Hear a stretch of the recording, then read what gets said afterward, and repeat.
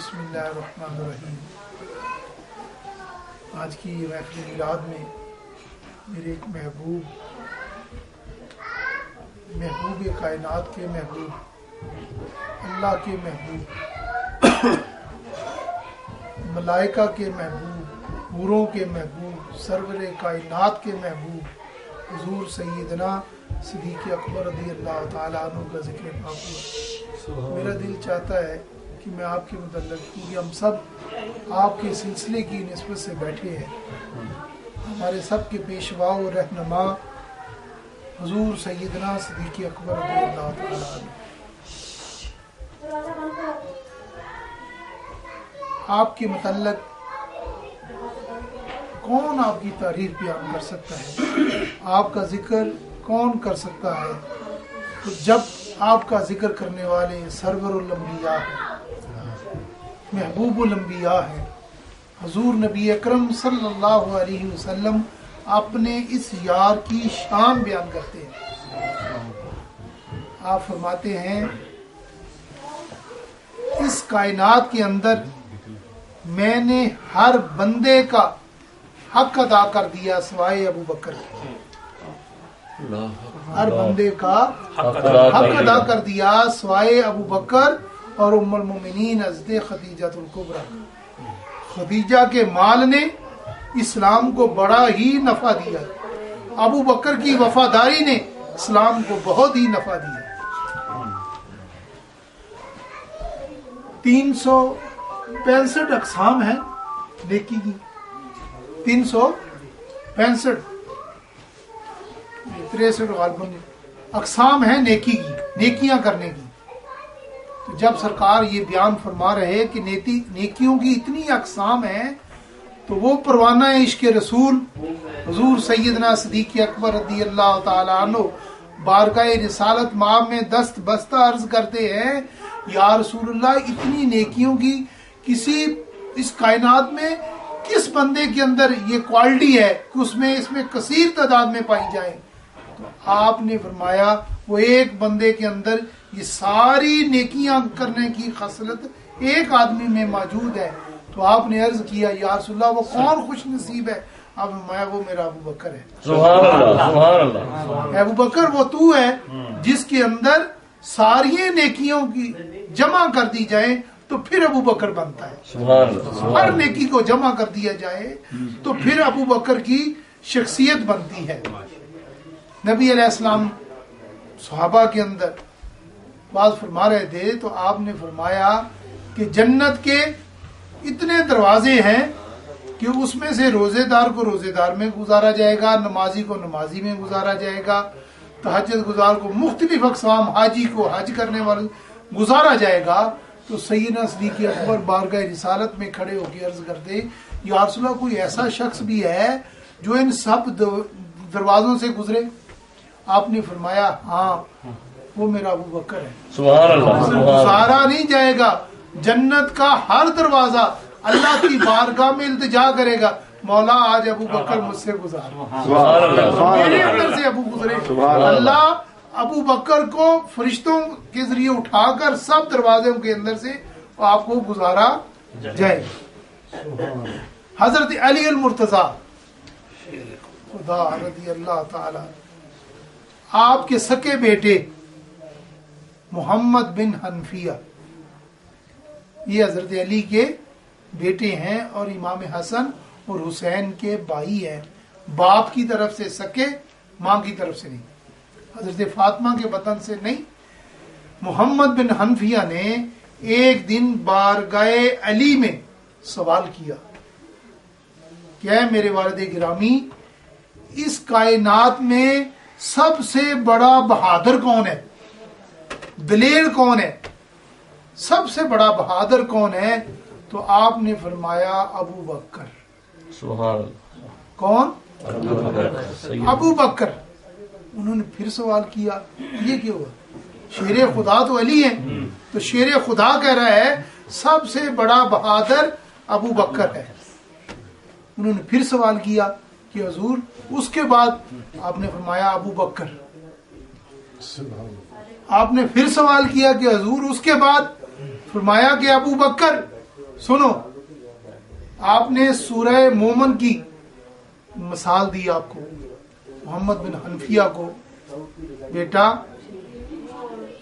मूसा की कौम में एक शख्स था जो मूसा पर ईमान ले आया।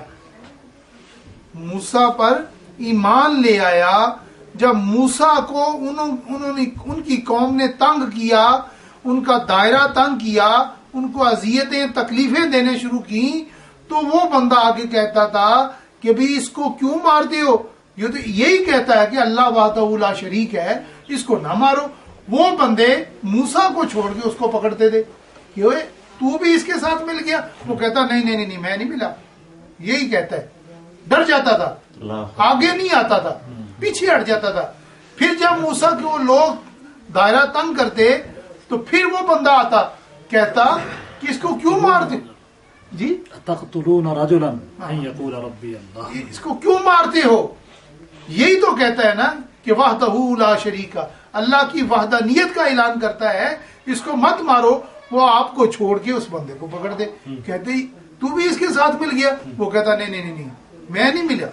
यानी कि ऐलान नबूवत को उसने तस्लीम कर लिया, मगर जाहिर नहीं करता था, छुपके से आप पर ईमान लेके आया। कहते देखो अल्लाह ने उस बंदे की शान में पूरे सूरह मोमिन नाज़िल कर कि वो मोमिन है, वो मोमिन है। मगर इधर जब मक्के वालों ने नबी करीम सल्लल्लाहु अलैहि वसल्लम का दायरा तंग किया, आपको अजियतें और तकलीफें देना शुरू कर दी, तो यही अबू बकर, सबसे पहले अबू बकर रसूलुल्लाह के ऊपर आपने अपना सीना छतरी बनाया और कहा है मक्के वालों इनको क्यों मारते हो, क्यों इनको अजियतें देते हो। इन्होंने तो ऐलान किया माना तो मैंने है, आओ मारना मुझे मारो। सुभान अल्लाह, सुभान अल्लाह, सुभान अल्लाह। आप फरमाते थे कि मोहम्मद ने तो ऐलान किया है तौहीद का, माना तो मैंने है। वो मूसा की कौम का बंदा अपना ईमान छुपाता था और ये अपना ईमान जाहिर करते थे और कहते थे ऐ लोगों पीछे हट जाओ, इन्होंने तो ऐलान किया माना तो मैंने है, आओ मेरे मुकाबले में आओ। और फिर फरमाते इसलिए ये कायनात के अंदर सबसे बड़े बहादुर आदमी है। और फिर फरमाते जब बदर का मौका आया ना, जंगे बदर हुई, आपका खैमा लगाया गया। अल्हम्दुलिल्लाह जितने हाजी पीछे गए हैं जो मेरे साथ जाते हैं, हम तो हर साल के अंदर 10 मरतबा जाए तो बदर जाते हैं, लाजमी जाते हैं बदर। बदर शरीफ के अंदर जब रसूलुल्लाह का खैमा मुबारक लगाया गया तो सब सहाबा सोच रहे थे इस खैमे की चौकीदारा कौन करेगा। अभी हम सोच रहे थे तो सबसे पहले अबू बकर अपनी तलवार निकाल के बाहर, सबसे पहले अबू बकर अपनी तलवार को बाहर निकाला और कहने लगे सहाबा को कि रसूलुल्लाह के खैमे की चौकीदारा मैं करूंगा।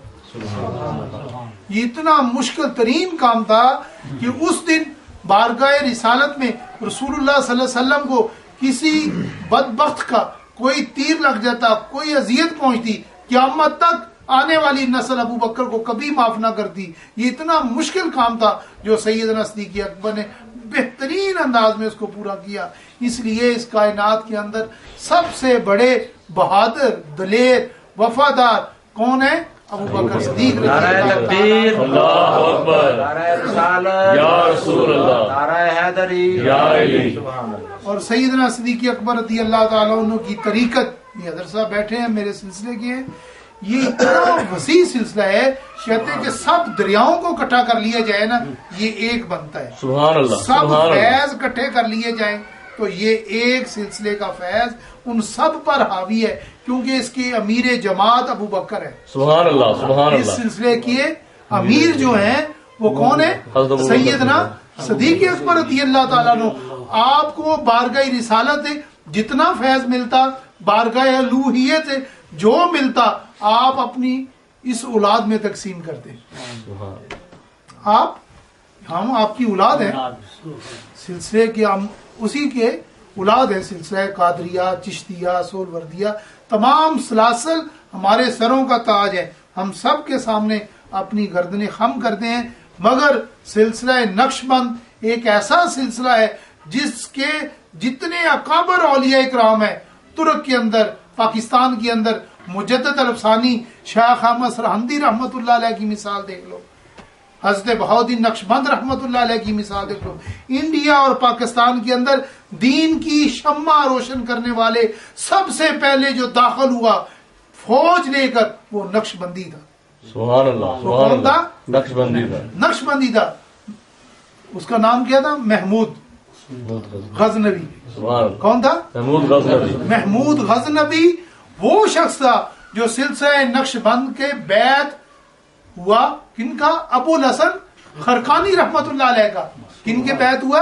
अबुल हसन खरकानी जो मुरीद थे हजरत बायुजीद बस्तामी के। बायुजीद मुरीद थे हजरत इमाम जाफर सादक के। इमाम जाफर सादक हुए मुरीद इमाम कासम के। इमाम कासम मुरीद हुए हजरत सुलेमान फारसी के। हजरत सुलेमान फारसी मुरीद हुए सैयदना सदीक अकबर के। सैयदना सदीक अकबर मुरीद हुए रसूलुल्लाह। यानी कि महमूद गजनबी पहली फौजों को लेकर बरे सगीर में गया है। और फिर आपको फतह कैसे हुई? अबुल हसन खरकानी रहमतुल्लाह अपने शेख का, अल्लाह की देखो ये जो बाबे होते हैं ना, ये बुजुर्ग जो हैं, एक हमारा एक टीवी पे मैंने एक चैनल देखा है, उसकी रिकॉर्डिंग एक शख्स ने सुनाई, मैं नाम नहीं लेता। उससे किसी ने पूछा ये दाता साहब, ये गौस पाक, ये मज़ारात को पक्का करना या इनके यहाँ जाकर कोई जिक्र व अज़कार करना, इसका क्या है? वो कहता है इन बाबा लोगों की तो बात ना करो, इनके मज़ारात को मस्मार करो। मैं तो इनके बड़ा बाबा जो है ना मोहम्मद रसूलुल्लाह, उसके मज़ार को मस्मार न करने के लिए कहता हूँ। वो कौन है? जाकिर नाइक। इसकी रिकॉर्डिंग आई है, इसकी कैसेटें आई है, ठीक है। उसने ये मैंने खुद सुना है टीवी के ऊपर, मैंने खुद सुना, रिकॉर्डिंग देखी है। यानी कि ये ऐसे भी लोग हैं दुनिया के अंदर। मगर हुजूर दाता साहब रहमतुल्लाह अलैह क्या फरमाते हैं कि मुझे जितना फैज मिला, आप जुनैदी हैं, आप हज़रत जुनैद बगदादी रहमतुल्लाह अलैह की, आप तमाम सलासल से आने से पहले के हैं। सिलसिला कादरिया बाद में बना, चिश्तिया बाद में बना, सोहरवर्दिया बाद में बना, नक्शबंदिया मौजूद थे, नक्शबंदी बाबे मौजूद थे। नक्शबंदियों का फैज उस टाइम भी जारी था। आप फरमाते हैं मुझे सबसे ज्यादा फैज हजरत बायुजीद बस्तामी की कब्र अनवर ने दिया। सुभान सुभान। आपकी कब्र से आप फैज लेकर, आपकी कब्र से इनामो इकराम की गठड़ी को बांधकर बरे सगीर में पहुंचे, तो आज पूरे बरे सगीर के अंदर आपका सिक्का चलता है। सुभान अल्लाह। आपका अली अजमेरी बिन उस्मान का सिक्का चलता है। कहां से फैज लिया? हजरत बायुजीद बस्तामी से। आपकी इस कॉल से साबित हो गया कि अहलुल्लाह के जो मज़ारात हैं, अहलुल्लाह की जो कब्रें हैं, ये इनसे फैज भी देती हैं, फैज मिलता भी है। ये जन्नत का टुकड़ा है। सरकार ने खुद फरमाया जब जन्नत की क्यारियों से गुजरो तो कुछ खाया पिया करो। सहाबा ने अर्ज की या रसूलल्लाह, वो जन्नत की क्यारी? मेरे उम्मत के औलिया के मज़ार, सुभान अल्लाह, सुभान अल्लाह, वलियों के मज़ार जितने हैं ये जन्नत का टुकड़ा है। ये जन्नत का टुकड़ा, अल्लाह ने इनकी कब्रों को जन्नत बनाया है। ये सिलसिला नक्शबंद देखने में तो ये नहीं कि नक्शबंद के ऐसे ही नक्शबंद हो गया।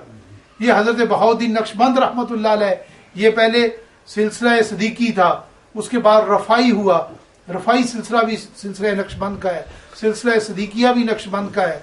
सिलसिला नक्शबंदी तो नक्शबंदी है। उसके बाद मुजद्ददी हुए, मुजद्दद अल-अफसानी, शेख अहमद सरहंदी फरूकी रहमतुल्लाह अलैह।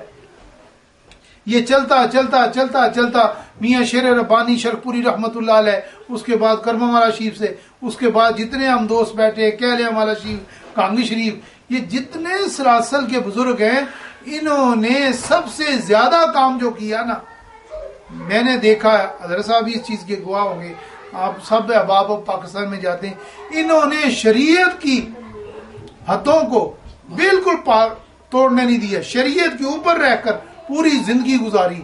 मियाँ साहब रहमतुल्लाह अलैह आप फरमाते थे, बेलियो पहली साहब से पूरी बाशरा आदमियों खड़ा करया करो, पूरी बाशरा आदमी नु खड़ा। आप कभी पहली सफ में बगैर दाढ़ी के आदमी को खड़े नहीं होने देते। ये आपकी करामत मुझे याद आ गई। आप कभी, जो मेरे शेख हैं, मियाँ शेर रब्बानी शरफपुरी रहमत हमारे दादा मुर्शद है। आप पहली सफ में कभी किसी बगैर दाढ़ी को खड़े नहीं होने देते थे। कुछ उलमा की जमात आई, उन्होंने कहा मियाँ साहब ये थोड़ी सी नरमी इख्तियार करें, लोग तो भाग जाएंगे। आप फरमाते मैं तो रब दे रसूल दी गल कर दें, ठीक है अगर तुसी चाहते जे तो मैं नहीं करदा। उलमा ने कहा ठीक है हुजूर थोड़ी नरमी इख्तियार करें दाढ़ी के मामले में। नमाज का वक्त हुआ, जमात खड़ी होने लगी, सब उलमा ने कहा कि हजरत आप जमात कराएं। आप फरमाते बेलियो मैं नहीं करांदा तुसी कराओ। आप पंजाबी बोलते थे, बेलियो तुसी कराओ मैं नहीं करांदा। उन्होंने कहा हजरत असी तुहाडे पीछे नमाज पढ़नी है। ठीक है जी मैं नहीं करा। बार बार इसरार तो बाद मियाँ साहब मसल्ले ते खड़े हुए, तकबीर उला हुई, तकबीर कही अल्लाह अकबर। आपने खड़े खड़े सलाम फेर दिया अस्सलामु अलैकुम व रहमतुल्लाह, अस्सलामु अलैकुम व रहमतुल्लाह। फिर तकबीर कही अल्लाह अकबर, फिर सलाम फेर दिए। 3 दफा आपने सलाम कही, तकबीर कही और सलाम फेर दिया। उलमा ने कहा हजरत क्या बात है? आप फरमाते बेलियो मैनू नमाज नहीं पढ़ाई जाती, तुसी पढ़ाओ। वो सब परेशान हो गए, हजरत इसमें कौन सी बात है कि नमाज नहीं पढ़ाई जाती? आप फरमाते मेरे पीछे पढ़नी जे ते पूरे बाशरा आदमी खड़े करो, बाकी पीछे खड़े करो। ठीक है जी, पूरे बाशरा आदमी खड़े हो गए। जब आपने तकबीर कही अल्लाह अकबर, आपने किरत की, नमाज पढ़ाई, रुकू किया, सजदा किया, पीछे जितने आदमी थे सारे खड़े रहे, ना रुकू में गए, ना सजदा किया, ना नमाज की, बस तकबीर कह के खड़े ही रहे। तो आपने जब सलाम फेरा अस्सलामु अलैकुम व रहमतुल्लाह, अस्सलामु अलैकुम व रहमतुल्लाह, पूरी जमात की जमात खड़ी है। आपने कहा ये, उन्होंने नमाज खत्म की, पीछे वाले बाद में मियाँ साहब के पूछा हजरत नमाज नहीं पढ़ी क्या? मियाँ साहब ये तो मामला ही अजीब हुआ। आप फरमाने लगे क्या हुआ? कहते जब आपने तकबीर उला कही तो रसूलुल्लाह सामने खड़े थे।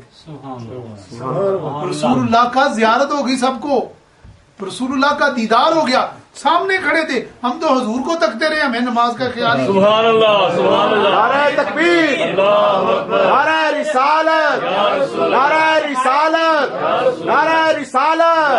आस्ताना आलिया शरतपुर शरीफ जिंदाबाद, आस्ताना आलिया शरतपुर शरीफ जिंदाबाद, आस्ताना आलिया करवा वाला शरीफ जिंदाबाद, आस्ताना आलिया हजरत कैया वाला शरीफ। जिंदाबाद। फरमाते हैं उलमा सब कहते हैं हम तो रसूलुल्लाह के चेहरे वद्दुहा की ज़ियारत करते रहे।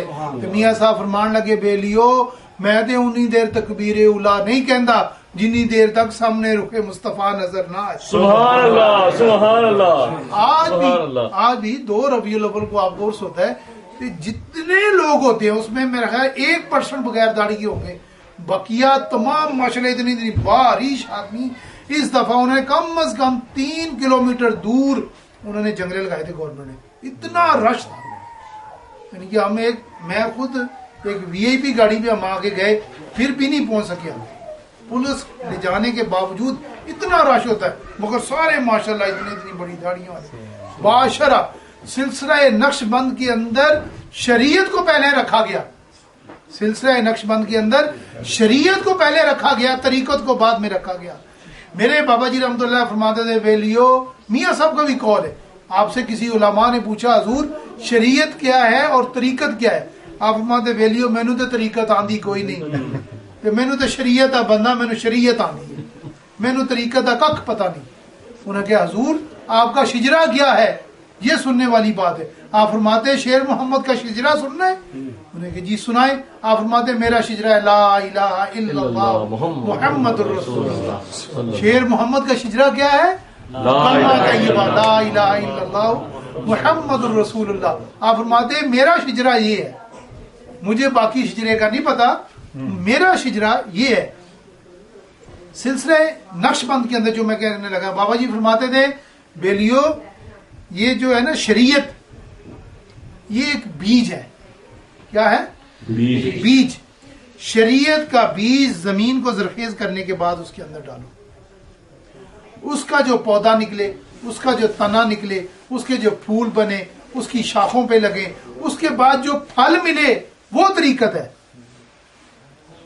क्या है ये समझो, वो क्या चीज है? तरीकत क्या चीज है? ये कुछ दोस्त, कुछ अहबाब अहलुल्लाह को बदनाम करने के लिए कहते हैं हम तो तरीकत के बंदे हैं, हम तो नमाज के नहीं, नमाज पढ़ी हुई है। ठीक है यार, रोजा की कोई जरूरत नहीं, तरीकत पे काम करो। वल्लाह बिल्कुल गलत। पहला बीज तो शरीयत का है। पहली जो काश्तकारी है वो तो शरीयत की है। अगर शरीयत का बीज नहीं डालोगे, तरीकत का कख पैदा नहीं आएगी, नहीं मुयस्सर ही नहीं आएगी, उसकी खुशबू भी नहीं आएगी। तरीकत मिलना तो दूर की बात है। अगर तरीकत के ऊपर चलना चाहते हो, पहले शरीयत मोहम्मदी को अपने ऊपर नाफिज करो, उसका बीज डालो। अब बीज तो डल गया, अब उसको जरखेज कैसे करना है? अब क्या है? 5 वक्त की नमाज फर्ज, अल्लाह अकबर, ये जरखेजी शुरू। रमजान आ गया, रोजे रखने, जरखेजी शुरू। हज आ गया, हज करना, ये शुरू। ज़कात का आ गई, ज़कात देनी। सदका यानी कि जो फर्ज अरकान है, नमाज, रोजा, हज, ज़कात, ठीक, ये उसकी जरखेज। जब ये आपने 5 यानी कि 5 अरकान पूरे कर लिए, और एक बंदा जब एक दरिया के अंदर गोता लगाए, 5 दफा गुस्ल करे, क्या वो रोशन नहीं होगा? रोशन होगा ना। जब शरीयत के अंदर रहकर 5 दफा बारगाह उलूहियत में सजदा रेज हो, क्या अल्लाह उस पे करम नहीं करेगा? करे। अगर वो जाए भी ना, शरीयत का तारिक हो और कहे मुझे तरीकत आ जाए, ये बिल्कुल गलत है। ना तो उसके पास शरीयत रहेगी, ना उसको तरीकत मिलेगी। तरीकत में आने के लिए शर्त है शरीयत का लबादा ओढ़े, शरीयत को अपनाए, शरीयत मोहम्मदी के तर्ज के ऊपर अपनी जिंदगी बसर करे, फिर तो वो मिलेगी।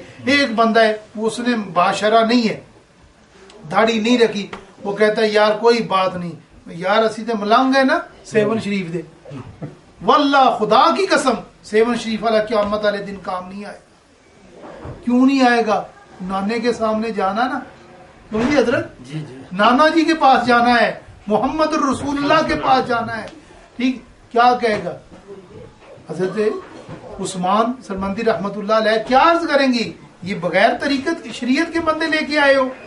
क़यामत वाले दिन मेरा ये ईमान और यकीन है, ये सब बुजुर्ग, सब अहलुल्लाह अल्लाह की बारगाह में खड़े होके कहेंगे, मौला अगर हमने तहरीर छोड़ी थी ये करो तो हम मुजरिम हैं, अगर हमने अपनी जिंदगी में किया तो हम मुजरिम हैं। हमारे बाद विसाल इन्होंने जो कुछ किया इसके जिम्मेदार ये हैं। हम तो शरीयत के बंदे थे, हमने तो पूरी जिंदगी शरीयत को अपनाया, फिर हमारी तरफ से इनकी कोई नहीं। इसलिए जो मुरीद होता है या किसी पीर का या बुजुर्ग का, उसको अपने पीर की शरीयत, जो रसूलुल्लाह की शरीयत लेके आया, पीर की शरीयत को नहीं मानना, रसूलुल्लाह की शरीयत को मानना है, नबी अलैहिस्सलाम की शरीयत को मानना है, पीर के हुक्म को नहीं मानना। अगर पीर मोहम्मद की शरीयत पर है तो उसके हर मामले को मानो। अगर पीर मोहम्मद की शरीयत का तारक है, बिल्कुल उसकी बात मानने के लिए आपको कोई हक नहीं।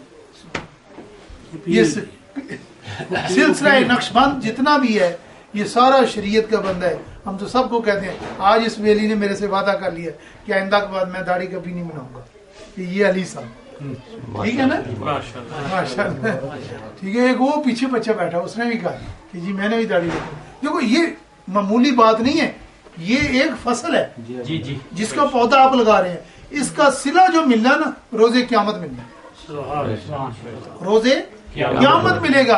जब ये बाशरा हो जाएंगे, नमाज पढ़ेंगे, रोजा रखेंगे, हज करेंगे, ज़कात करेंगे, उसमें से कुछ ना कुछ हिस्सा मुझे भी मिलेगा क्योंकि मैंने इसकी इब्तिदा करवाई। इसमें शरीयत के अंदर रहकर हमें सारी जिंदगी गुजारनी चाहिए।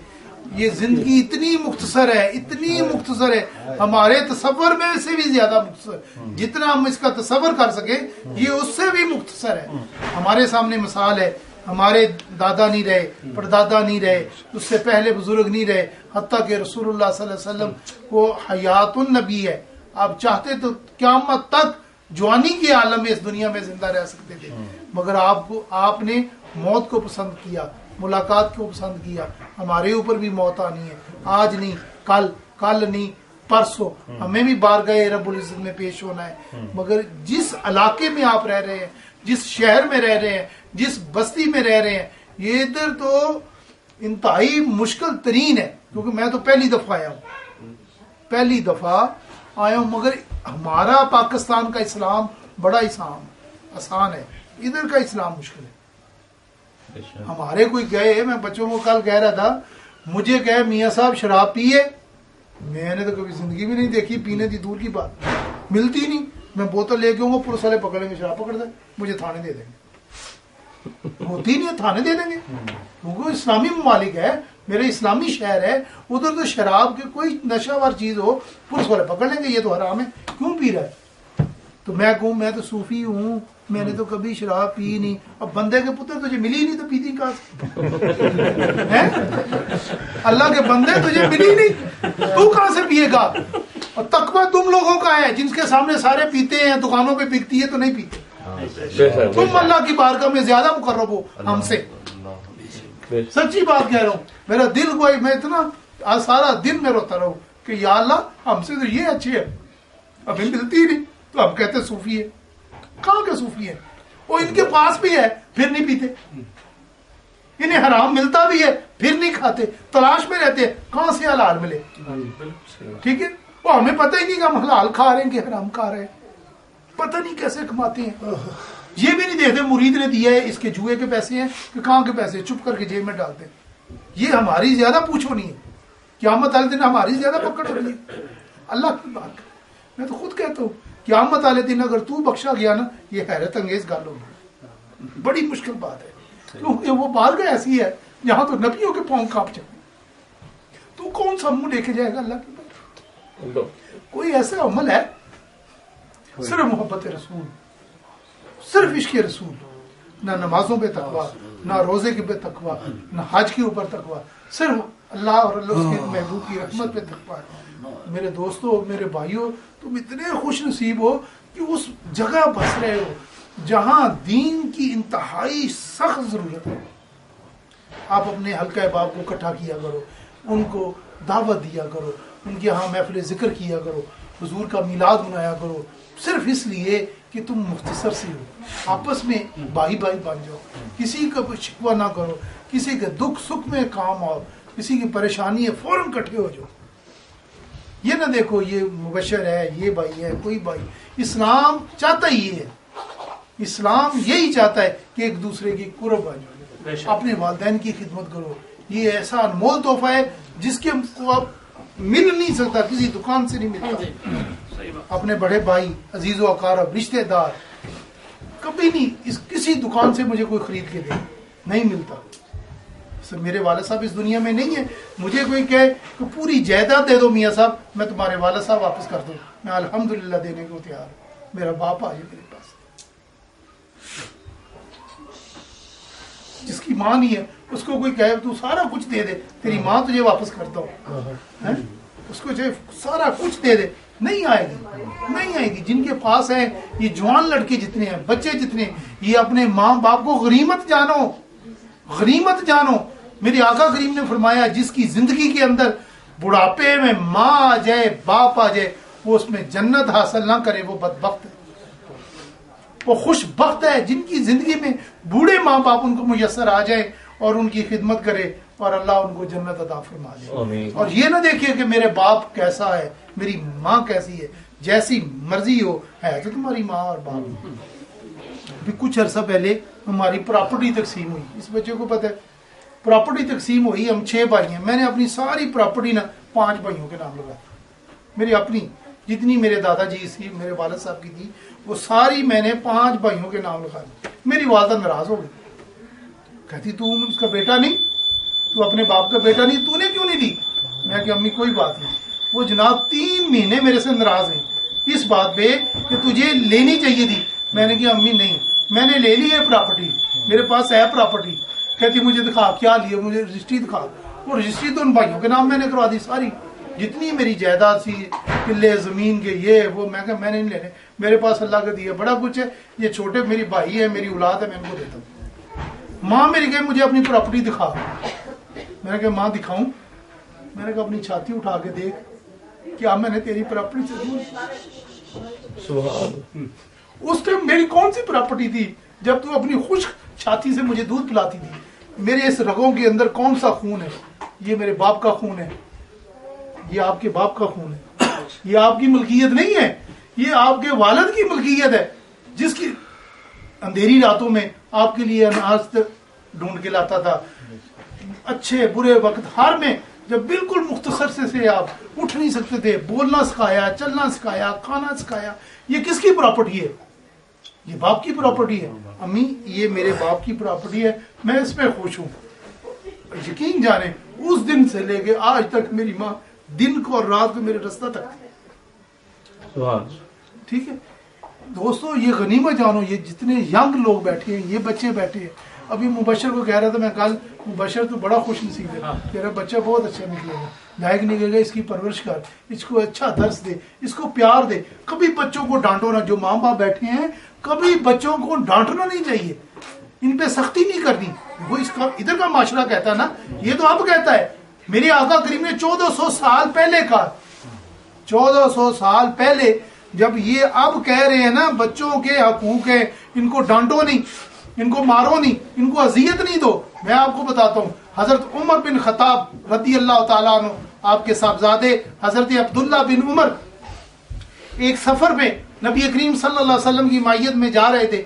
आप सबके पास सवारी थी, जो अब्दुल्ला बिन उमर के पास सवारी थी वो बिल्कुल बच्ची एक ऊँटनी थी, छोटी ऊँटनी थी।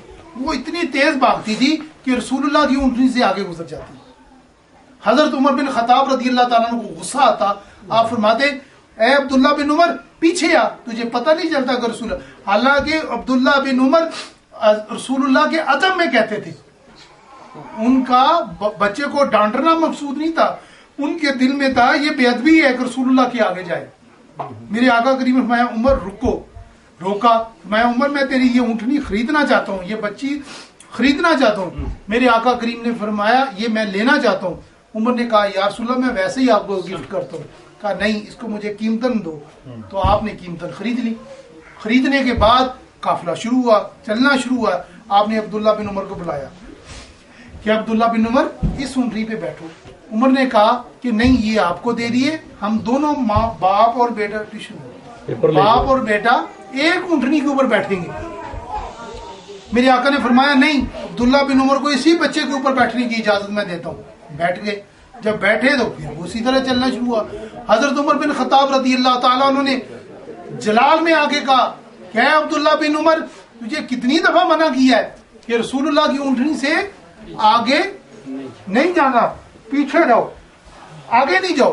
तो नबी करीम सल्लल्लाहु अलैहि वसल्लम ने क्या फरमाया, है अब्दुल्ला बिन उमर, तूने पहले अब्दुल्ला बिन उमर को डांटा है, पहले ऊँटनी तेरी थी, ऊँटनी मोहम्मद की है। मोहम्मद इसको इजाजत देता आगे जाए या पीछे जाए। सुभान अल्लाह, सुभान अल्लाह। बच्चों के ऊपर इतनी आप शफकत फरमाते थे, बच्चों के ऊपर इतनी आप शफकत फरमाते थे। बड़ों का ये हक है कि इनके ऊपर शफकत फरमाएं, इन पर मेहरबानी फरमाएं, जिस तरह ये चाहते हैं इनको उसी तरह इनकी जिंदगी को पूरा करें। और इनके ऊपर फर्ज है कि अपने वालिदैन का, माँ का, बाप का इस तरह अदब करें जिस तरह खुदा का करते हैं। मैं तो यही कहता हूँ, पता नहीं गलत कहता हूँ इसे, क्योंकि ये माँ बाप खुदा का दूसरा रूप है, अल्लाह का दूसरा रूप है। क्योंकि खुदा को तो हमने नहीं देखा, हमने तो इन्हीं की गोद में परवरिश पाई। इन्होंने अपनी खुश्क छाती से माँ ने दूध पिलाया, बाप ने सर्दी की रातों में हमें कमा के लाके खिलाया। ठीक है, हमें तो पहले ये मिले, फिर इन्होंने बताया नहीं खुदा एक और है। क्यों जी? अगर ये ना बताते, हम क्रिश्चियन होते, यहूदी होते, कोई गैर मजहब होते, फिर हमारा क्या बनता। ये तो माँ बाप की मेहरबानी है। अल्लाह पाक आपको अमल की तौफीक दे। ऐसे ही मैं अपने जज्बात में कहीं और निकल गया।